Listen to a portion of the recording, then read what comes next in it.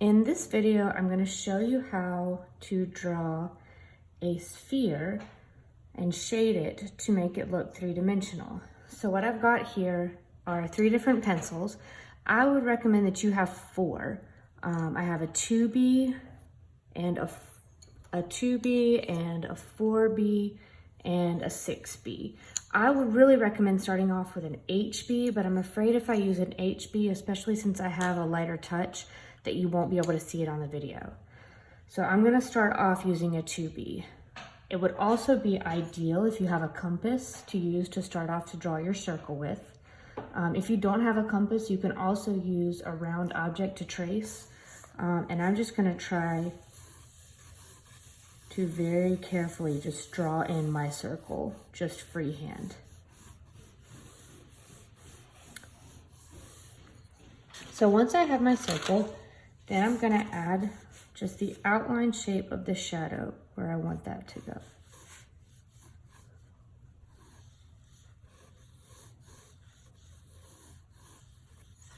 All right, now, the light I want to come and hit on this side, so that's where my highlight's gonna be.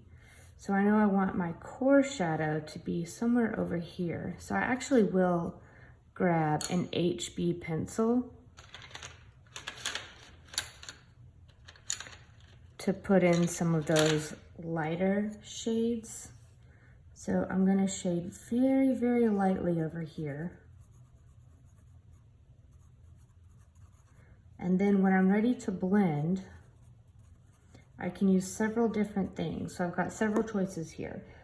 My favorite tool is a blending stump. This is what I would rather use. And you just kind of go over what you've already shaded. This is a brand new blending stump, but if I had already used it before, I could just be using some of the graphite that's already on the blending stump to use and just go over that right there. You can also use a Q-tip. You can use your finger, or you can use a tissue. So you just kind of have to play around and see what you like. So I'm just going to begin right now by using the HB to get some of those lightest shadows in.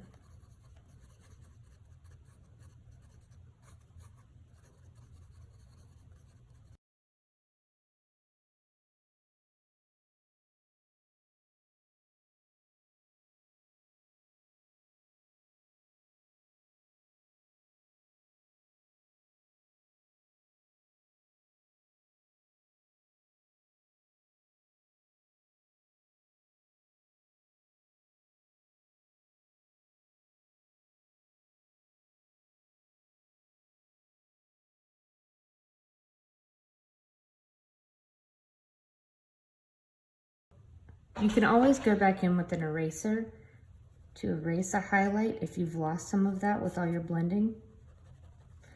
You can even kind of use the eraser as a drawing tool. That's called using a subtractive method. So we're erasing things. So if your shadow started getting a little too dark, you can just go back into it with the eraser. So I'm gonna go back and mess with that a little bit more later, but now I'm gonna pick up my 2D pencil, my 2B pencil, and start going in for this shadow that's just a little bit darker down here.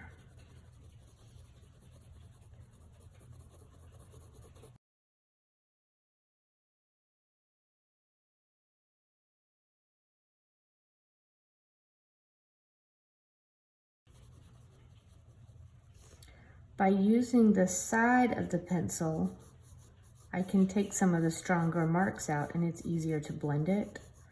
Sometimes it's nice to have a scrap piece of paper nearby because you can press hard to get a flattened side on your pencil.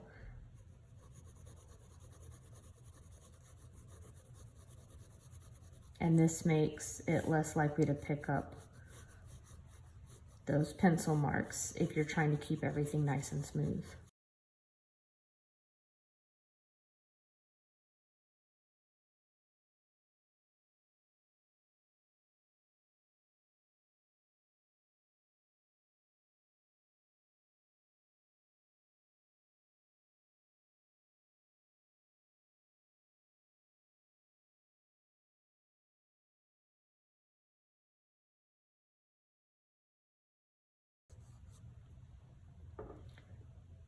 So now I'm going to go in with a 4B pencil and start working on the core shadow.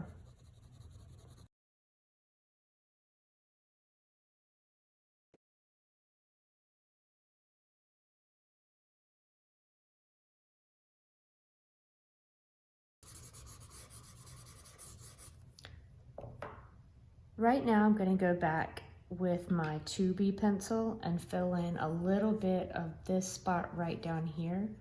This is where the reflective light would be coming from this direction, and then it bounces off the surface and hits here. So it's not bright like the highlight's going to be, but it's not as dark as the core shadow either because it's getting a little bit of light.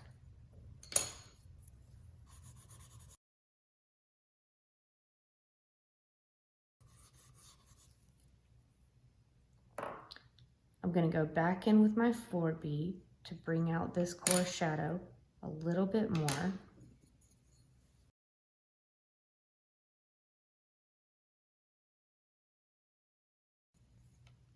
And now I'm going to go in with my 6B to bring in the darkest part of the core shadow.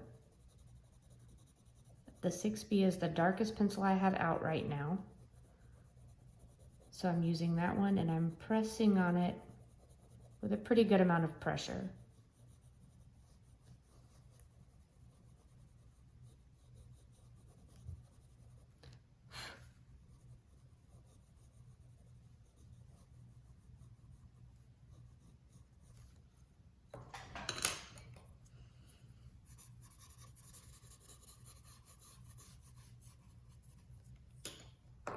At this point, I'm going to go in and start working on my cast shadow.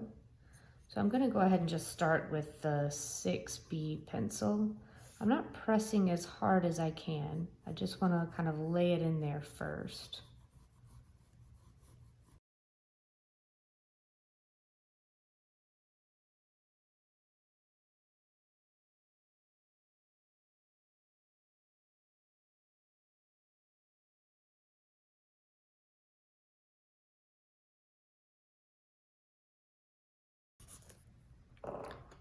So now I'm going to look for the darkest parts within the shadow, and I'm going to go in with my 6B and press harder on those areas.